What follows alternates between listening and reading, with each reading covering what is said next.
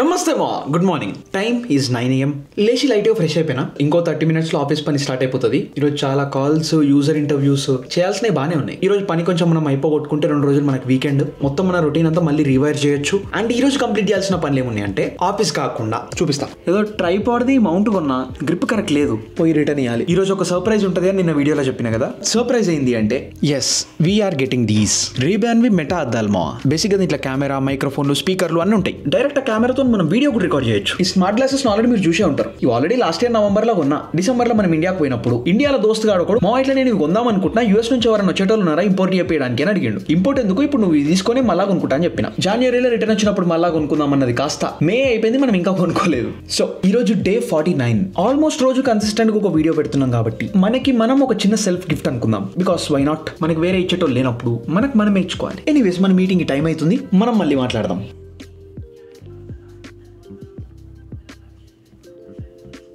Moments later.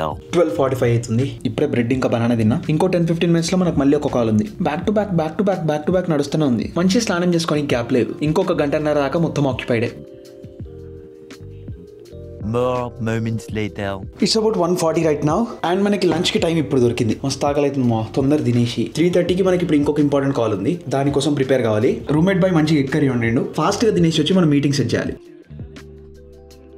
5 minutes later. 1 hour later. Time about 3:30 అవుతుంది. ఇంకో 2 నిమిషాలలో మనకు మీటింగ్ ఉంది. మీటింగ్ కి నోట్స్ గిట్స్ మొత్తం రెడీ చేసిన. కరెక్ట్ మీటింగ్ టైం కి ఫైర్ అలారం నడుస్తుంది. ఫైర్ అలారం టెస్ట్ అంట, అట్లుంటది. Many hours later. 5:30 రా. ఇప్పుడు అయిపోయినాయి కాల్స్ అన్ని. సీరియస్ హెడేక్ నడుస్తుంది. I think we need coffee. కొంచెం కిందికి పోయి స్టార్ బక్స్ లో కాఫీ తీసుకుందాం. ఎట్లాగో ప్యాకేజ్లు రిటర్న్ చేయడానికి పోవాలి కదా. కాఫీ తాగి ప్యాకేజ్లు ఇచ్చేసి మెటా కొనడానికి పోదాం. Just then. On second thought, బయట కాఫీ వద్దు. యాక్చువల్లీ కోల్డ్ కాఫీ తాగాలని ఉండే, కానీ గొంతు ఇప్పుడిప్పుడే రికవర్ అవుతుంది. మళ్ళీ కోల్డ్ గా ఏమన్నా ఇస్తే అవసరం రిస్క్. సో గమ్మున మనమే హాట్ కాఫీ వేసుకొని తాగుదాం. 10,000 IQ.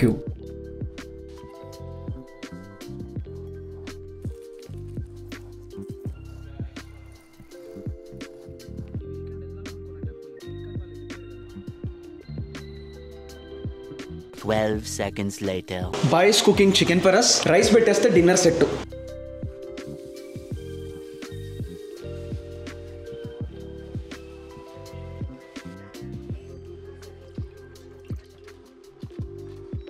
A few inches later. మనకు తెలియకుండా గ్యాప్ లో 7:40 అయిపోయింది మా. సర్లే కింద స్టోర్ కి పోయి గ్లాసెస్ తీసుకుందాం అనుకున్నా. మ్యాప్స్ ఓపెన్ చేసి చూస్తే క్లోజ్డ్ అంట. ఎస్, ఫ్రైడే రోజు 7 PM కే క్లోజ్ అయిపోతుంది అంట.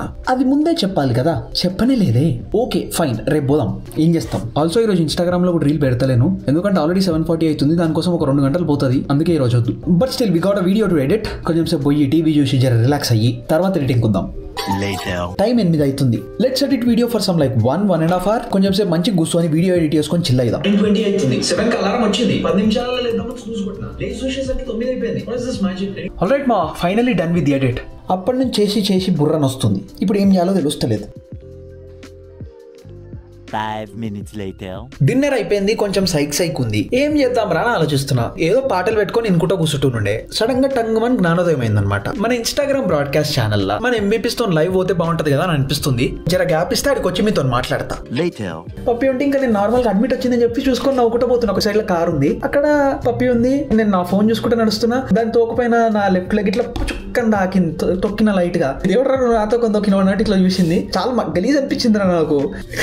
దాన్ని చూసి కుక్కకి సారీ బ్రో అని చెప్పిన దానికి ఏదో ఎవరన్నా సరిపోతాయి అన్నట్టు ఒక ఎక్స్ప్రెషన్ ఇచ్చింది. అది వేరే ఉండేది. అది మన డాగ్ ఎన్కౌంటర్ ఎక్స్పీరియన్స్ ఒకటి. అది క్రేజీ ఉండే. అది నాకు తెలియకుండా చెప్పిన. అదేదో నాకు తెలిసిన మా చుట్టాలు అన్నట్టు, నా బొమ్మరది అన్నట్టు, ఏదో మనిషి అన్నట్టు సారీ బ్రో అని చెప్పినది. నాకు ఎప్పుడేంది అది ఇట్లా చూసుడేంది అపో అన్నట్టు. వేరే ఉండే రోజు, వేరే మస్తు వచ్చింది ఆ రోజు. A little longer than a few minutes later. Alright మా, ఒక అర్ధగంట ఏదో లైవ్ చేద్దాం అనుకున్నాం. నాకు తెలియకుండా గంటన్నర అయింది. But it was super fun.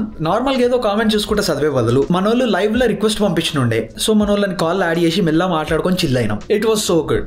Later.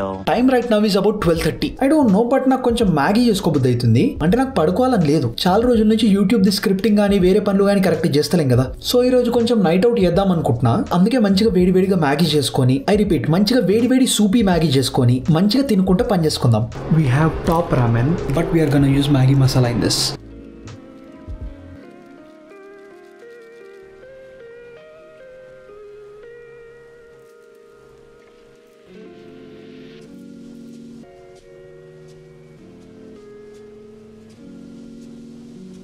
Mixed vegetables, capsicum. 1 minute later. Here we go. చూడడానికి బాగుంది, but it could have been better I think. అంటే మనం వెజీస్ అని డైరెక్ట్ బాయిల్ చేయడానికి వేసినాం కదా, ముందే కొంచెం లైట్ గా ఫ్రై చేసి అదే లైట్ గా సాట్ అయ్యేసి సైడ్ కూడా ఒక చిన్న ఎగ్ ఫ్రై లాగా చేసుకొని సెట్ చేస్తే ఇంకా వేరే లెవెల్ ఉంటుండే. But it's fine. అర్ధరాత్రి దీనికంటే ఎక్కువ ఎక్స్పెక్ట్ చేయొద్దు.